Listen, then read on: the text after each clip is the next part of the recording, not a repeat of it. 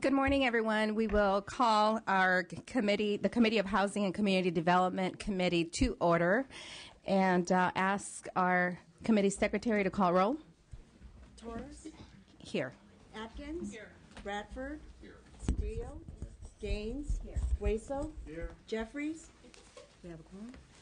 Okay, we have a quorum. We will move to item number 1, Assembly Bill 1585. I understand Assemblymember Atkins will be presenting on behalf of Speaker Perez.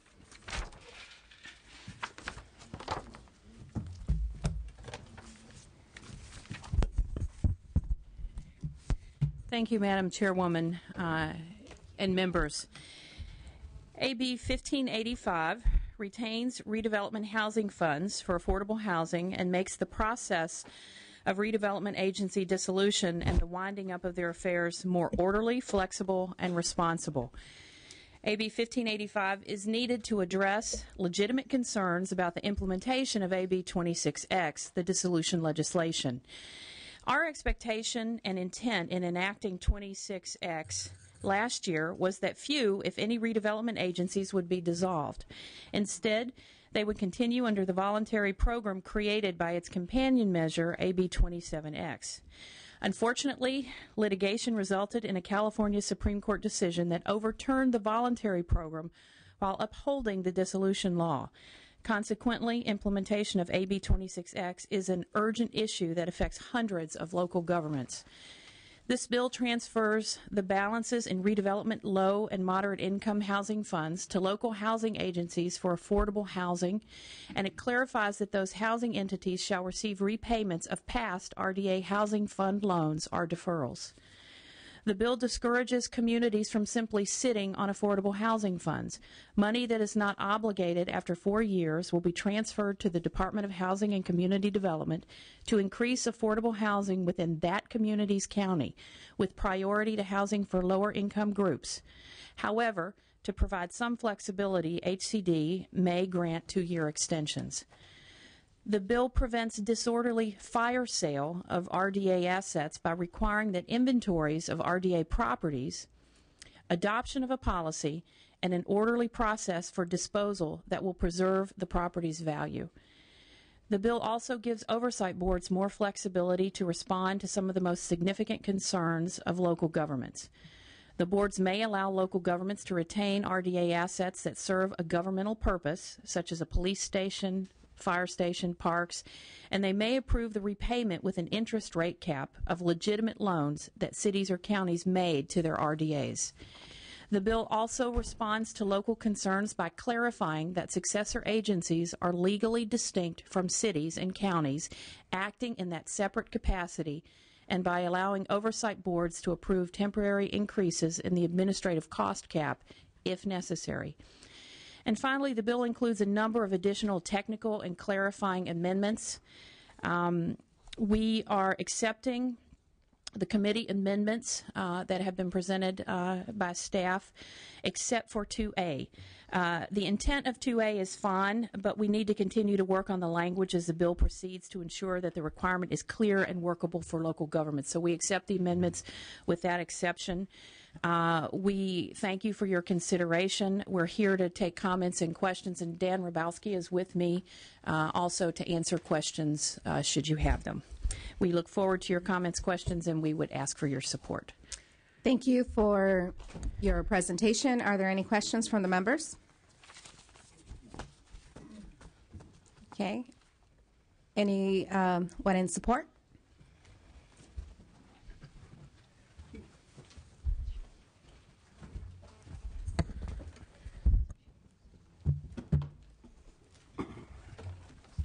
Madam Chair, members, David Jones on behalf of the California Redevelopment Association.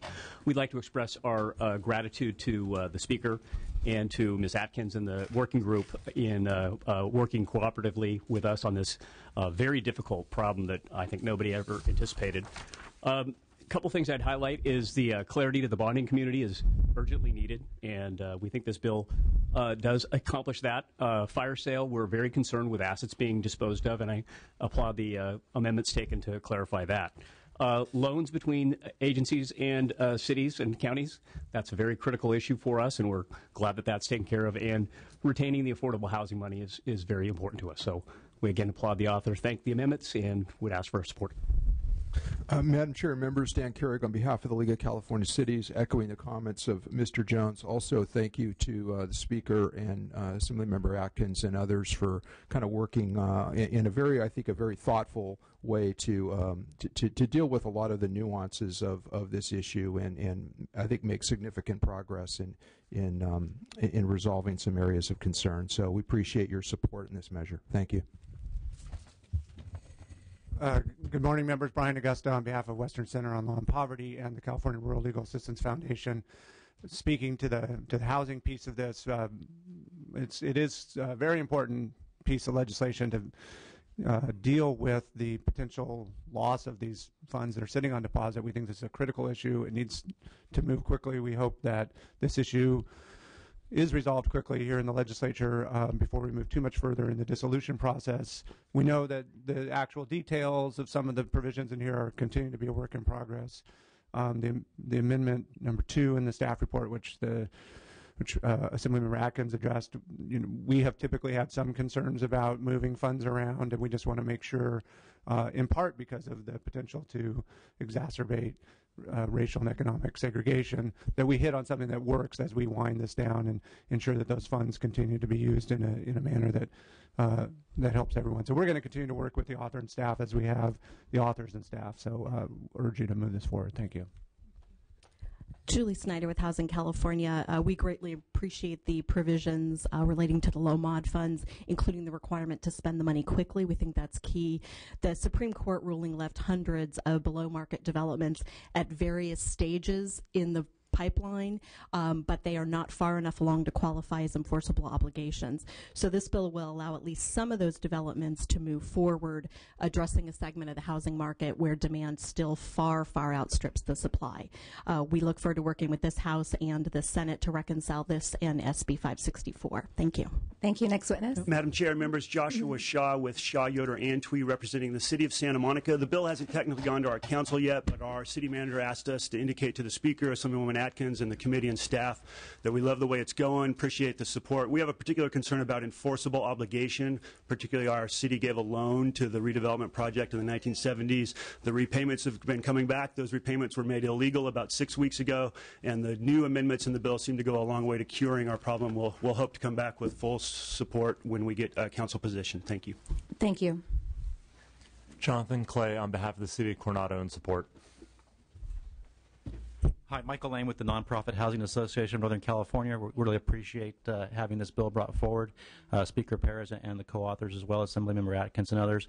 Of course, it's incredibly important for us to capture those low mod funds that were already accrued for affordable housing projects that are in the pipeline but may not have enforceable obligations. We also are very supportive of the suggested committee amendments 1 and 2. We think a 2-year milestone is much better than a 4-year milestone to get those projects going that are available. And we also like the transfer provision within the same county so that those jurisdictions that may have a lot of funds but can't spend them in a timely manner would be able to transfer them for projects that are already in the pipeline ready to go, but for lack of funds are not able to go forward. So we support the bill, and we'd encourage you also to adopt those suggested committee amendments 1 and 2. Thank you very much. Thank you. Thank you, Madam Chair, members of the committee. Leslie Corsilia, Director of Housing for the City of San Jose, and we're here to express our appreciation for this bill. We're in the process of implementing AB 26, and we're shutting down a $4 billion business. So it's a big issue for us to be able to tackle. These amendments help us quite a bit. We're very appreciative of the city agency debt piece. We did use city funds to pay CRAF, and that right now would be invalidated by this legislation, the repayment of those funds, so we're appreciative of that. We also are appreciative of the low mod fund, saving the low mod funds, and of the suggested amendments that would allow for the sharing within the county of funds. We do not have any unencumbered housing funds in the city of San Jose, but we have tens of millions of dollars of projects that are fully entitled and ready to go, and we're ready to go and counting on additional increment coming in. So thank you very much. Thank you. Tim Lynch on behalf of San Bernardino County and Habitat for Humanity supporting the bill and the amendments, and I appreciate the retention of the low and mod funds. Maureen Higgins representing the California Housing Consortium and its big tent members of both nonprofit and for-profit affordable housing developers. We want to echo the comments of the others and thank Assemblymember Atkins and the Speaker and the other members of the working group for their work on this bill. Thank you. Good morning. I'm Dawn Labar with the City of Fairfield. We are also in support of this bill, and we greatly appreciate all that the Speaker and members of the legislature are doing to address the technical fixes for AB 1X26. Thank you. Good morning. Susan Tinsky. I'm the Executive Director of the San Diego Housing Federation. I want to thank the leadership of Assemblymember Atkins for bringing this forward, and I appreciate the chair for having a special hearing on this. This is a very important issue for the housing community, obviously. In San Diego County, we have nearly 2,000 units in the pipeline right now that are immediately going to be affected by the dissolution of redevelopment. We'd love to see those affordable units that are very, very much needed in San Diego County come to fruition. This will help us do that. These units, aside from providing much needed affordable housing, are also creating economic activity in San Diego County, nearing nearly $750 million. Also, 2,500 jobs would be produced by the creation of these affordable housing units. So we really encourage you to expedite the process and get this bill moving. Thank you. Madam Chair, members, Helene Meshar on behalf of the City of West Hollywood. The city does not have a position on the bill today, but did want to express our concern over the enforceable obligation provisions of AB X26. And particularly echo the comments of our neighboring city, the City of Santa Monica, that we have a number of projects that have been in the pipeline. Bonds have been issued, but and there are drawings and all sorts of environmental reports have been approved, but construction has not begun. And this is indeed a problem, and hope that the committee, as the bill moves through and as the Assembly moves through, would address the issues. And this is a public works project, which also would enhance the whole community. So those kinds of projects are things that we are particularly concerned about. Thank you. Madam Chair, members of the committee, Michael Corbett representing the County of Riverside in support of this bill. We're particularly appreciative of the provisions of the bill that clarify what would be an enforceable obligation, so we're strongly in support of the bill. Thank you. Good morning, members of the committee. John Moffitt, pinch hitting this morning on behalf of the San Mateo Community College District. We don't have an official position on the bill, and so I wouldn't put us in the support column, but certainly wouldn't put us in the opposed column either. But two issues that I think the district would like to see further consideration of as the bill moves forward is whether successor agencies should be able to both retain housing funds as well as show housing debts as obligations, and how that impacts the flow of funds later in the process, and also whether counties should be responsible for housing funds moving into the future. So once again, not supportive, not opposed, but just some issues to raise. Which college district? San Mateo Community College. Okay, thank you. Any other witnesses in support? Emily Pappas with Lehman Levi Pappas and Sadler on behalf of St. Anton, a developer that's in this weird mix of already the bonds being sold for their 3 housing projects. But we want to thank the Speaker, the Assemblywoman, and others, staffs especially, for working with us on the issue. And sorry, I'm out of breath right over here. And we hope to get to a place that works for our client. Thank you. Thank you. There is a question, Assemblymember Hueso. Not a question, just a comment. Okay. Okay. Thank you, Madam Chair. And I also want to thank the working group, Tony Atkins, Roger Dickinson, Henry Perea, and Holly Mitchell, that's right. And the Speaker, of course, for putting forward this bill. And Ms. Torres. All. I'm sorry. I'm so sorry. See, that's where you run the risk of looking like a fool when you try to name everybody. But I really want to thank you guys. Very early. I understand how much work goes into this, and if we can appreciate all the time that you've spent putting this together, as I do, we can also appreciate how much time it takes to put these bonds together, and how long it takes to amend the redevelopment plans, and oftentimes the land use plans to accommodate some of these projects. It takes years, and I think it involves a large cross-section of the community that come out in support of these projects. and not to follow through on moving forward on a program that has taken years to accomplish would be really unfair to the people at the local level that are counting on a lot of these amenities. I want to move the bill if it hasn't been moved yet.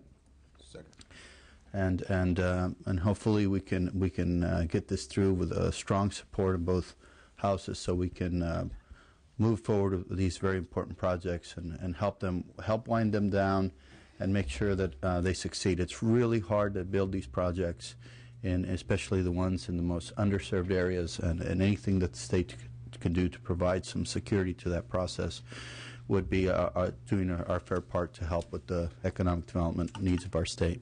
Okay, there's a motion and a second. I'm going to open up for any witnesses in opposition that may be present to give you an opportunity to come up before we take a vote.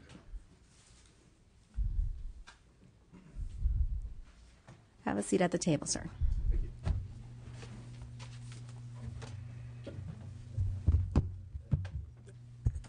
Good morning, Madam Chair, members of the committee. I'm Ori Korb. I'm Assistant County Counsel with the Santa Clara County Counsel's Office.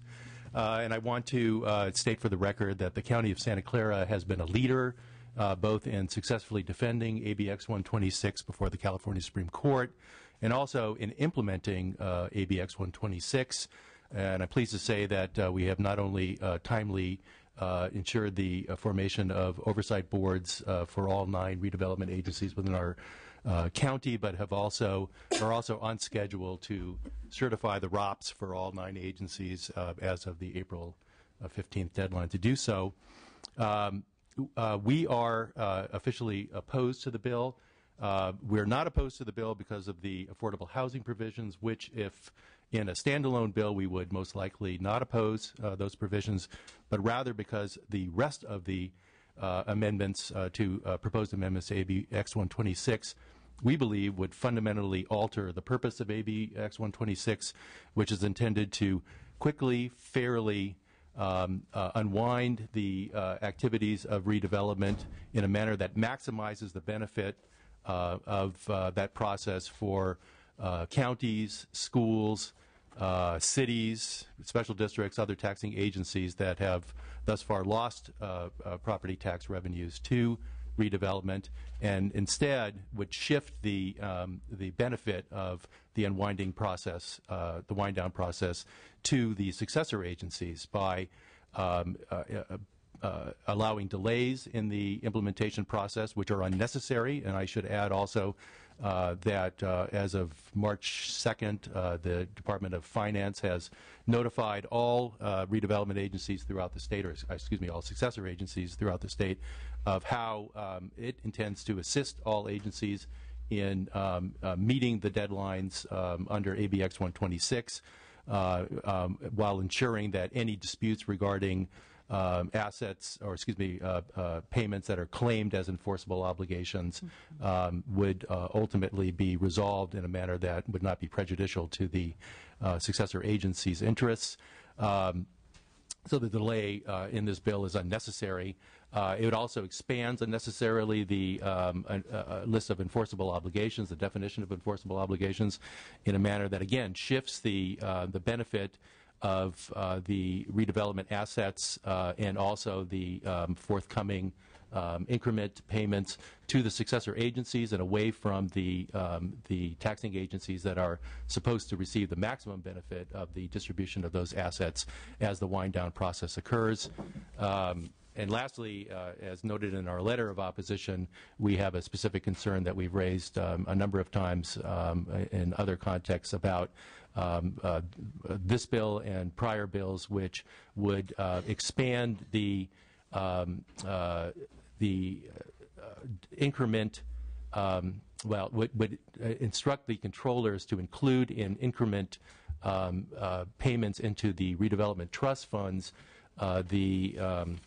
supplemental and I'm trying to remember the name of the other asset that goes in, but the supplemental, unitary payments without balancing against the roll corrections that will occur later as a result of successful assessment appeals. We think this is unfair to counties and something that we have continuously advocated needs to be corrected, and yet it appears again in this bill. So again, we're opposed to this bill, not because of the affordable housing provisions, which again we would otherwise not oppose in a standalone bill, but rather because of all the other provisions that necessarily amend ABX 126 in a manner that is inconsistent with what was originally intended by the legislature in enacting that bill. May I ask you how much approximate income is, or additional income is the county of Santa Clara estimating to receive? Well, it's difficult to say in any specific year in the wind down process because there are a number, and we're still in the process of conducting our audits of the various agencies' enforceable obligations. But we do know that as of today, we lose approximately $86 million a year in property tax revenues to the redevelopment agencies. 86 million currently. Correct. Okay. Thank you very much for your comments. Any other witnesses in opposition? No. Ms. Atkins, will you address some of the concerns that were raised in your closing? Yes. Thank you. Thank you. I would first and foremost say the one technical issue that the speaker brought up, we will continue to look at. In the scope of what we have worked to do over the last several months, there are so many technical issues that we have continued to receive and have staff look at. That we will look at that particular issue that they referenced in addition to one other, and as we proceed forward, there are a number of committees we have to go before after today. Next week we're at local government. So we'll continue to work on those technical issues to see how we can get them included. Our intent is to try to do the best we can to make a smooth and orderly transition for dissolution. We are not fundamentally changing the intent of AB 26X. We are hoping, after decades of a program that the legislature put in place called redevelopment, we are hoping to assist our cities and counties in an orderly fashion to unwind a program that has been pretty complicated, complex, and extensive. So, again, we are not fundamentally changing AB 26X, but we do think it's important to help our local communities in a smooth transition. These are legitimate obligations that are recognized within the scope of enforceable obligations, and all we're doing is trying to make it a more smooth transition. I will see if Dan wants to, Mr. Robansky wants to add anything to that in terms of comments. I think Ms. Atkins has presented the bill, and I really don't have anything to add. Then the last thing that I would add is I think it really is important, given how complex this has been and how many comments we have received over the last several months up and down the state from the more than 400 agencies. I do want to take the time to recognize Mr. Robalski, Mr. Eibel, Mark Eibel, and Diane Griffiths for working with our group week after week after week to pour through, and certainly Lisa Engel as it relates, your staff on the Housing Committee as it relates to some of the technical issues we've had to work through. And I just couldn't not acknowledge the hard work they've done and thank them. And in addition, Speaker Perez for giving us the resources we needed to work on this issue. And Absolutely. with that, I would ask for your support. Thank you. There is one comment. Assemblymember Cedillo. I also wanted to praise the staff. I think their work has been stellar.